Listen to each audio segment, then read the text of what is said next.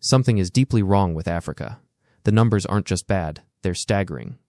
2 out of every 3 people living in extreme poverty on Earth are in sub-Saharan Africa, a region that holds just 16% of the world's population.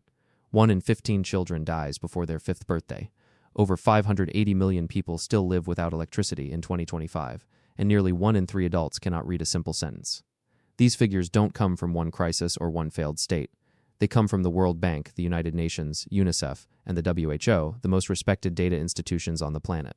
And they describe not a temporary setback, but deep structural patterns that have persisted for decades through independence, civil wars, foreign aid, and commodity booms. Africa is not a country, it's a vast continent of 54 nations. But the consistency of these challenges across so many borders demands honest answers. Today we'll confront the hard data and the uncomfortable truths behind it. We'll also examine what an MIT study reveals about why this happened, and why the story might not be as hopeless as it first appears. The brutal reality starts with poverty. As of 2024, roughly 46% of sub-Saharan Africa's population, nearly half, lives on less than $3 a day.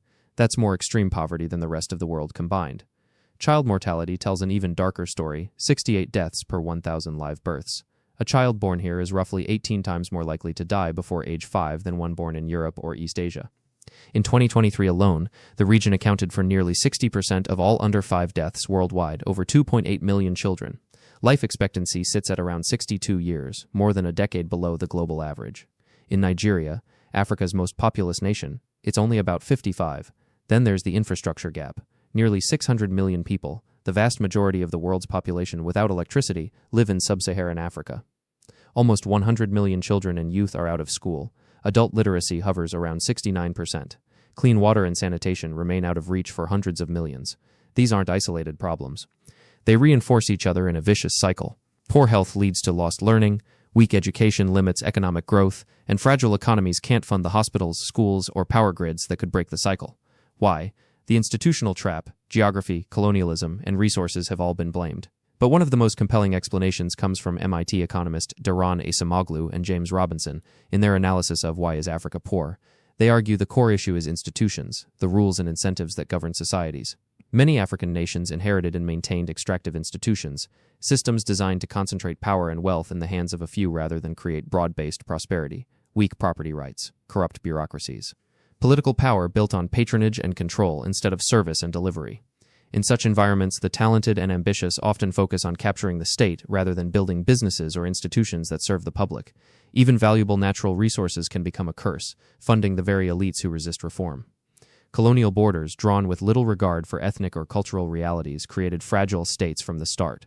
When independence arrived, the extractive logic often remained, just with new faces in charge. The demographic time bomb, these challenges are colliding with the fastest population growth in human history. Africa's population today is about 1.58 billion. By 2050, it's projected to reach 2.5 billion. By 2100, close to 4 billion. Nearly 40% of humanity could be African by the end of the century. Every failure in governance, education, or infrastructure will be multiplied by these numbers. Urbanization is happening at breakneck speed, but without strong institutions, megacities can become concentrations of poverty, unemployment, and instability rather than engines of growth. But here's what most people miss. Real progress is happening. The same datasets that expose the crisis also reveal remarkable improvement. Since 1950, life expectancy in Africa has nearly doubled, from around 36 to over 64 years. Child mortality has fallen by more than 60% since 1990. Every single sub-Saharan country has reduced child deaths faster than Sweden did during its own historical development. Extreme poverty rates have dropped significantly even as the population exploded. Literacy is rising.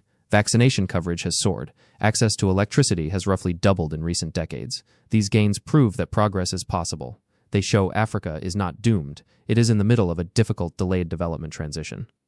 The fork in the road, the data paints a continent at a critical juncture.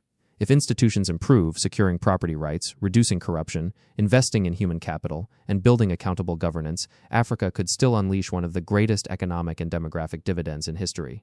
If reform stalls, the numbers will only get more overwhelming. Global poverty will become almost entirely an African story with consequences that cross oceans. Migration pressures, instability, and lost human potential on a massive scale.